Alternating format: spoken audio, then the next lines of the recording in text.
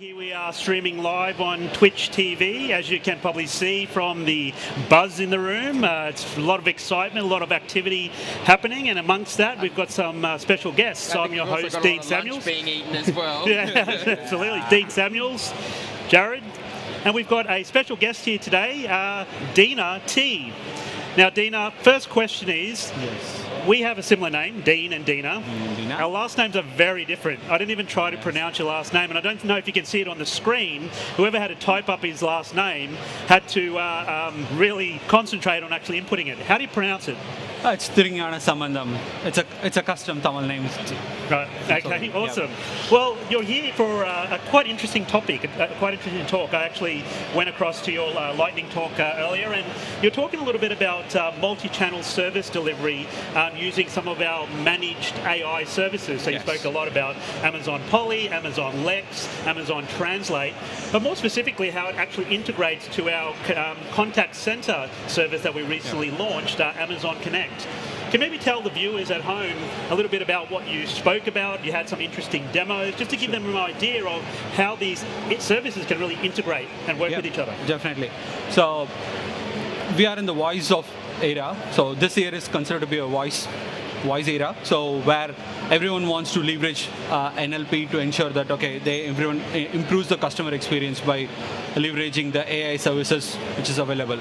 So what we have done is in the lightning talk, what I have done is I have used a banking API, and then I've exposed the banking API via a mobile voice bot and a text bot, and as well as through the IVR channel. But that's not limited to this. Like using AWS services, we can expose it to multiple channels like Slack, Twilio, Kik, Messenger out of the box, and it's already available. Right, so it sounds like it's a great way to offer these different channels and mediums to consumers and customers to actually integrate with interact with a lot of different services. Yeah. What about things like traditional methods like SMS? Yes, Twilio supports Twilio simple messaging service. We can integrate the Lex bot with it. So there is a detailed documentation of how you can integrate a Lex bot with Twilio simple messaging services in a Lex documentation page. So as I said earlier, so it doesn't support just that Twilio SMS services. So you can also integrate it with other channels like Skype or LivePerson or any other channels if you want to connect it. So you can integrate with other services like LivePerson, as you mentioned, as well. Yep. So recently, I would like to share the experience which we did. We did a minimum viable product for an insurance customer as well as for a big airline customer, where they were using LivePerson as their interaction medium. So we developed a minimum viable product through which it is able to connect to Lex via it. So one major recommendation which I do is like Lex supports a lot of SDKs. So leverage the SDKs to interact with your Lex chatbot. And build a wrapper service which will ensure that integrates your LivePerson or Skype or any other integration channels which you want integrated with. Use a wrapper service to integrate with the Lex chatbot easily. Okay, so I think central to all of this as well, to an extent, is the Amazon Connect service as well, and that's used by a lot of organisations to interact with voice systems that they may have either on premises or even provided via as a service types of means. What types of solution will this actually work with those types of telephony services that you may have on premises? So customer can still use their existing selfie. Existing phone solutions. Yeah, we got a selfie over here. That's good. We're recording. Okay, thank you. We're also recording. No, thank you. See, everybody wants to get into the action. Yeah. So you got an interesting topic, man. Yeah, it's good to know.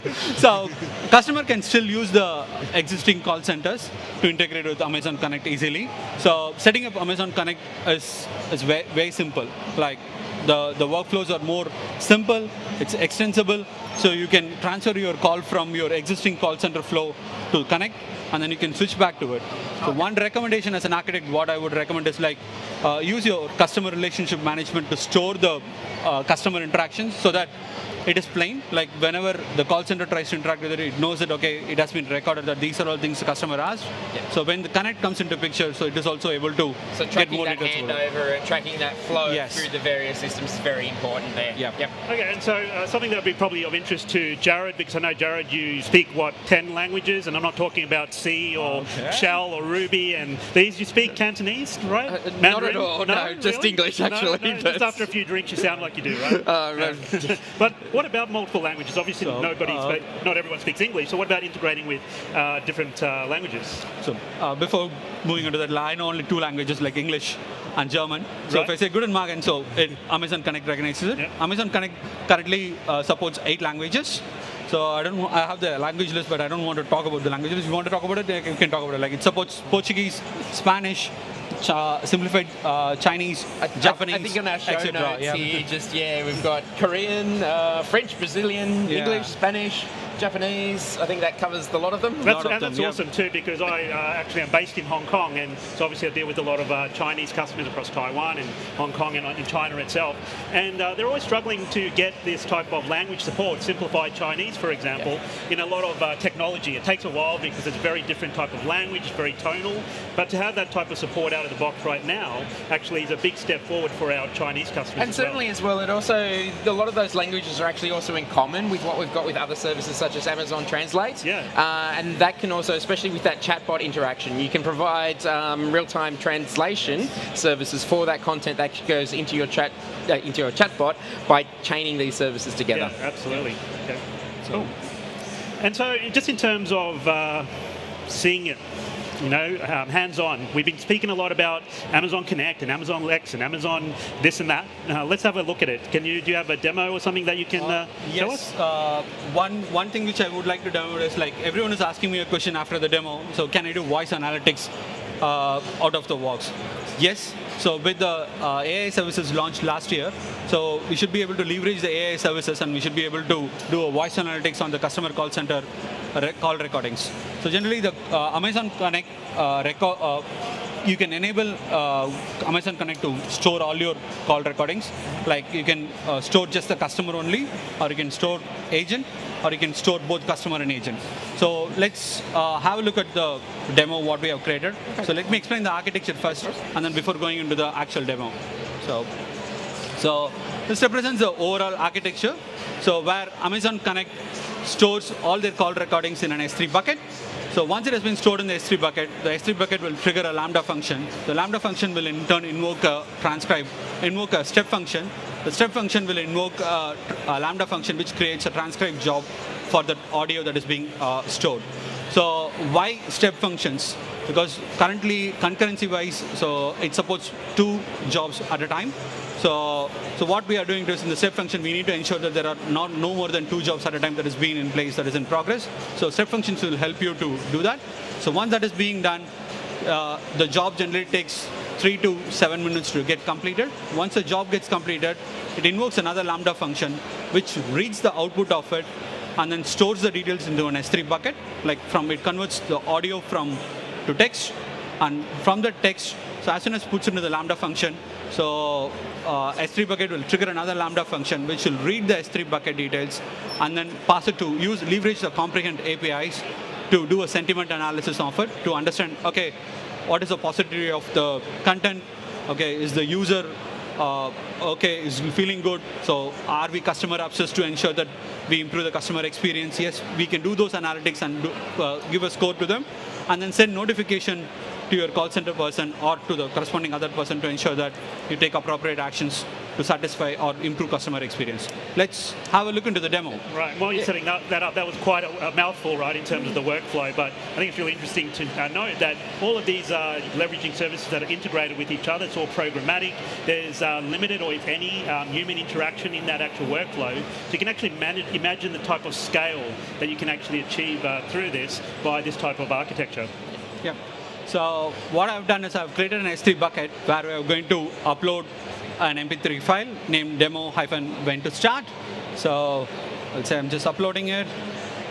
So hope the demo gods are with me to ensure that the demo works fine. So I hate live demos. Did you sacrifice a chicken, hop on one leg? Do we have to, yes, I did that actually.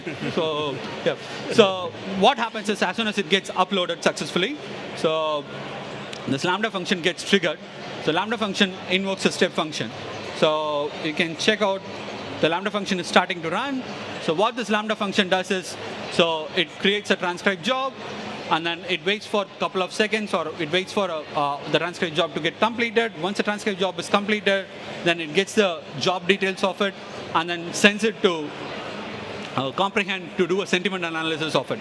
So as the demo will take a couple of minutes more, so I would skip and then I will use the existing flow which I have already created. Just before you go a little bit further, do you mind if we actually make this probably a little bit bigger just to make it easier for our audience to see? Yep. So what I've done is, so this creates a transcribe job. So and this checks for whether the job has been completed or not. Once the job has been completed, it gets the final job details. So you can go to the output and then check out, okay, this is the URL, what it is. So you can go to the transcribe one, and if I do a refresh, so, okay,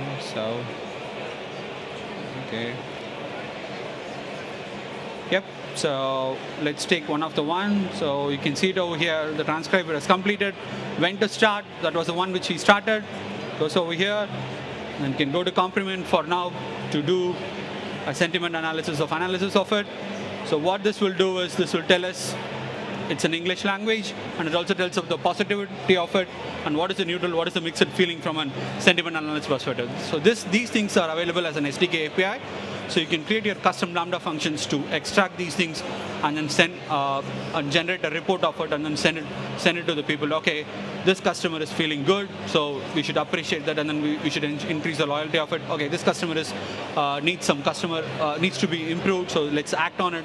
Let's ensure that the customer is happy. But it doesn't necessarily just have to apply to the customer. You can also look and analyze the audio that's coming from your call center staff potentially and say, oh, well, look, we want to ensure that we're actually being positive towards our customers and actually giving them a good experience as opposed to potentially a negative.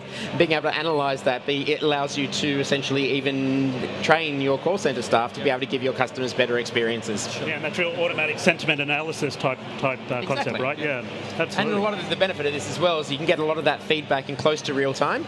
And so then you can actually give your people on the floor that real-time feedback to them. And so you actually went through a very long workflow there and a setup. Obviously, for every single call, we don't want customers to be going through every single process. How about skipping and moving and choosing where they want to go? So skipping through the menus. Yes. So like Amazon Connect workflow design, so it's very simple. So you can just drag and drop things to ensure that you design an easy customer flow. So for example, okay, if I'm a customer, so I want to skip all the menus. I want to go ahead and connect me to a call center agent where I need to ensure that it's being done. So you can definitely leverage Amazon Connect to do it. So you can definitely skip menus. So you can fast track things if the customer wants to fast track it. Or if when you're doing a sentiment analysis or when you're using natural language processing, so based upon the voice of the customer, you can say, oh, the customer is feeling nervous. Okay, let's connect them to the actual contact center guys. Let's not give him with the natural language flow. Let's connect him to it and get it sorted so we can do that as well. Right. I'd be interested to see what our audio sounds like going through here, what the sentiment analysis of this. Are we positive? Confident. Yeah. No worries at all. No worries. Yeah, maybe on the borderline of arrogance. Quite possibly. No, not at all. One thing which I would like to say, as you talked about the audio that's being secure and things, yes, all the, like by default, Amazon Connect, it doesn't enable all call recordings. So you need to ensure that the call recordings are enabled in Amazon Connect to store the call recordings, and everything is encrypted, and none of the Amazon employees will know about it. So it's stored in your own S3 bucket. So you have more control about the audios that is being stored. It's the old saying, dance like nobody's watching, but encrypt like everyone is. Encrypt like everyone else. Yes, it's more secure. Right. Yeah. And then in terms of any other advanced features or what else you might want to do with the platform, any parting thoughts, because we've only got a couple of minutes left that you'd like to talk about? Yeah, so if you want to set up any startups or any mid-startup companies who wants to have their call center things automated, so they can definitely leverage Amazon Connect to set up their call center in minutes. And once they've set up, like have the Lex bot to answer most of their FAQs and answers, and building an FAQ bot which would be much more easier to answer most of the customer queries. And then it's like baby steps, one step at a time. It's still day one for Amazon AI services, so there is a lot more to cover. So they can definitely leverage Amazon Connect and Lex to build their contact center within minutes. Excellent. So I hope you got a lot out of that, Jared, and hopefully you're going to work on your Cantonese and Chinese, yeah? Japanese as well. Let's throw some Japanese in there too. Absolutely. Very insightful. Thanks for that, Dina. And again, just to see how we can integrate a lot of these services together on their own. They stand alone and are very strong, but together we really see those very creative and complex type architectures that you can build that really map to your different workflows in your actual business and allows you to really scale the platform as well. So thank you very much, and thank you for those viewers at home, and we'll catch you on the next one. Yep, thank you guys. Wait.